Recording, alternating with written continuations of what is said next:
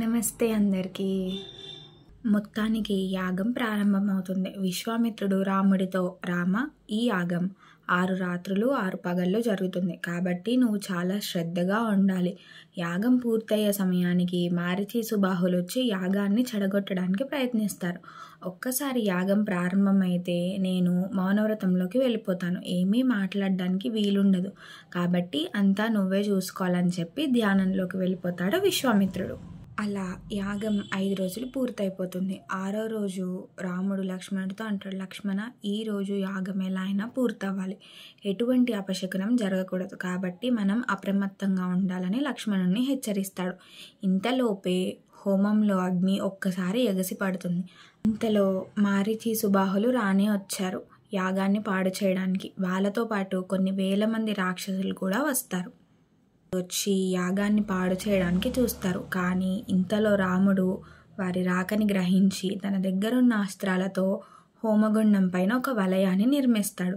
ఆ వలయాన్ని దాటి ఎటువంటి దుష్టశక్తి హోమంలోకి ప్రవేశించలేదు. ఇదంతా గమనించిన రాముడు మారీచుణ్ణి మానవాస్త్రం పెట్టి కొడతాడు. మానవాస్త్రం అంటే చలిపిడుగు. దానివల్ల చనిపోరు కానీ 100 యోజనాల దూరంలో వెళ్ళి పడతారనమాట.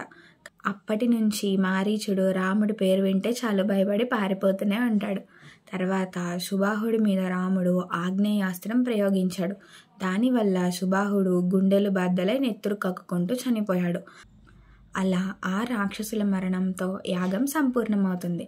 విశ్వామిత్రుడు రాముడి దగ్గరకు వచ్చి రాముడిని గట్టిగా ఆలింగనం చేసుకొని, రామ, నేను చేస్తున్న యాగానికి నువ్వు తోడ్పడ్డావు, నీ సహాయం వల్లనే ఈ యాగం పూర్తయిందని చెప్పి రాముణ్ణి ఎంతో పొగుడతాడు, ఎంతో ఆనందపడిపోతాడు. రోజు ఉదయాన్నే కొంతమంది మునులు వచ్చి పక్కనే మిథిలా నగరంలో జనక మహారాజు యాగం చేస్తున్నాడు కాబట్టి మనందరం అక్కడికి వెళ్దామని అడుగుతారు.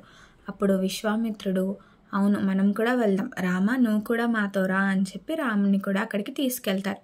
అయితే ఈలోపు మునులు అంటారు, అక్కడ నువ్వు చూడవలసినవి 2 ఉన్నాయి. ఒకటి శివధనస్సు, ఇంకొకటి అని చెప్పి దాని పేరు చెప్పరు రాముడికి.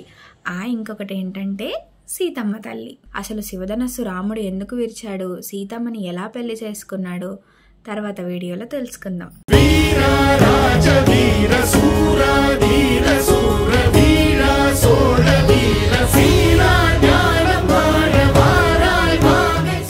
జై శ్రీరామ్.